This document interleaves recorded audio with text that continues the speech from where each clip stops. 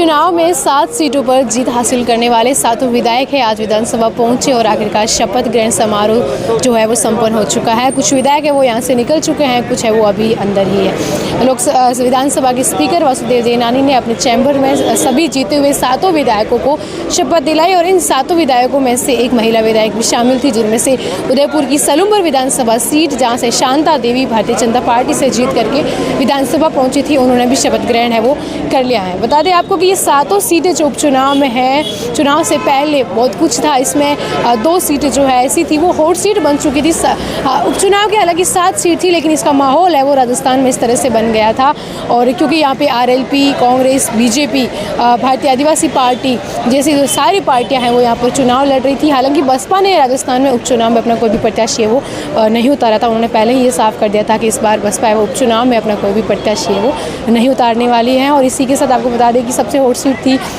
खींवसर की सीट और दौसा की सीट, क्योंकि खींवसर इसलिए क्योंकि वहाँ पर एक तो त्रिकोणीय मुकाबला था। आरएलपी से हनुमान बेनीवाल की पत्नी कनिका बेनीवाल चुनाव लड़ रही थी, भाजपा से रेवंत राम डांगा जो कि 2023 के विधानसभा चुनाव में भी प्रत्याशी रह चुके थे और 2023 के समथिंग वोट से उनको हार का सामना करना पड़ा था, और उधर कांग्रेस से रतन चौधरी वहाँ पर चुनाव लड़ रहे थे। हालांकि खींवसर के चुनाव में ये देखने को मिला कि वहाँ पर कांग्रेस की जमानत है वो जब्त होती हुई वहाँ पर देखी गई। कांग्रेस 5000 से 6000 के करीब जो रतन चौधरी वो वहाँ पर वोट ले पाई।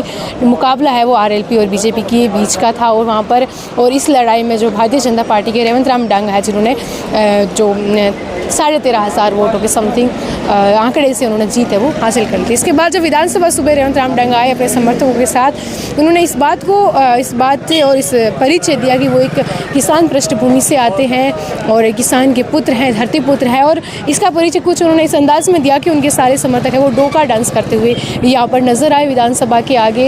डोका डांस जो कि इधर साइड में किया जाता है, एक ज्वार की फसल को हाथ में लेकर के वो डांस है वो किया जाता है। ये किसानों का एक तरह का नृत्य होता है, वो यहाँ पर नजर आया। और साथ ही आपको बता दें कि जो विधायक है 84 से अनिल कुमार कटारा वो भी यहाँ पर आए।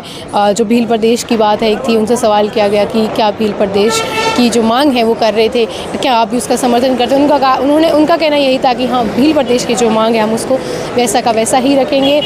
फिलहाल जो 7 विधायक है यहाँ पर शपथ है वो ले चुके, अपने अपने समर्थकों के साथ सब यहाँ पर पहुँचे थे। दौसा से डीसी बैरवा है वो उनके समर्थकों नारा लगाते हुए डीसी बैरवा को यहाँ पर लेके आए थे।